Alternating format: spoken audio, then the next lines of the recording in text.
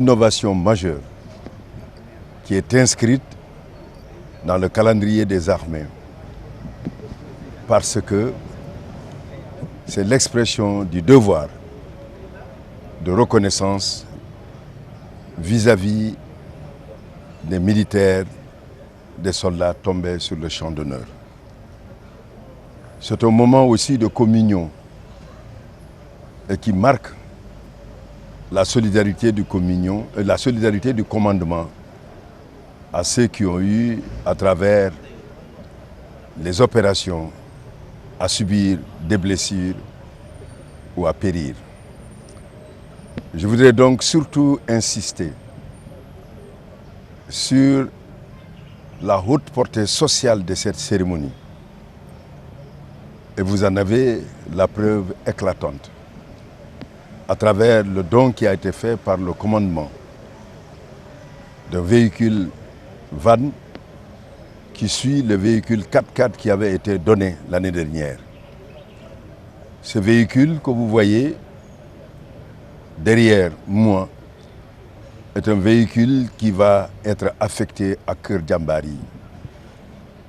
Keur Diambary qui est un hôtel qui reçoit les blessés, qui participent à leurs conditions psychologiques, morales et médicales, et pendant un certain temps, ce qui permet de soulager leur famille. Et c'est aussi des dons, comme vous avez eu à le voir, de maisons au profit de certains militaires et des veuves, donc des familles des militaires qui sont tombés au champ d'honneur. Et c'est aussi du matériel de toutes sortes qui a été donné, du matériel de bureau pour permettre aux associations de pouvoir travailler dans les meilleures conditions. Tout cela, ce sont des actions sociales d'une haute portée et qui est aussi suivie par la DASA, la Direction des actions sociales des armées. Il y a aussi, comme vous avez pu le constater à travers mon discours, des terrains qui sont mis à la disposition, donc remis à des soldats. Tout cela participe à l'amélioration de la condition de vie des soldats. Autant d'actions sociales multiformes qui montrent qu'il y a une volonté de faire en sorte que la résilience individuelle et collective dont ont fait preuve nos armées, alors se traduit également aussi par des actions directement à l'endroit de ceux qui en ont besoin, parce que dans le parcours de leur destin, ils ont eu à connaître certaines épreuves qui les ont aussi marqués et diminués physiquement. tey jii ñu ngi fii ci cercle mess colonel Emmanuel Gomis ànd ak le chef d'état-major général des armées le général Cheikh Wade ci tuuru président de la République Macky Sall dañ fi ñëw pour célébrer journée bu nga xam ne mooy journée de la solidarité des armées tey jii mooy 3e édition bi xam ngeen ni édition bi comme yeneen édition yi dañ ci sawar def marqué li nga xam ne mooy solidarité commandement bi ak ñi nga xam ne am nañu ay jafe-jafe ci opération yi ñu daan def gis ngeen ko tamit ay dons yu bare la ñuy joxe veuves yi ak soldats ñi fi teew tey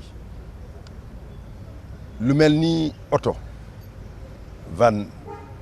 la ñuy joxe Keur Diambary yi mooy kër bi nga xam ne hôtel la mu ngi HMO armée moo ko tabax pour soldats yi pour ñu mën a dëkk ci période ñi nga xam ne dañ leen war a faj loolu progrès bu màgg a màgg la ndax importance bi mu am ci condition militaire il faut ñu souligner ko am na ay actions yi nga xam ne commandement bi def na ko chef d'état-major général des armées mooy ay terrains yu joxe ñi nga xam ne bërëb kuréel bi nga xam ne mooy comico jox na ko soldats yi am na tamit ay soutien yi nga xam ne def nañ ko ci association yi mu nekk ay matériel de bureau ay ordinateur ak yeneen matériel bi nga xam ne soxla nañ ko pour ñu def seen liggéey matériel yooyu yëpp ak soutien yi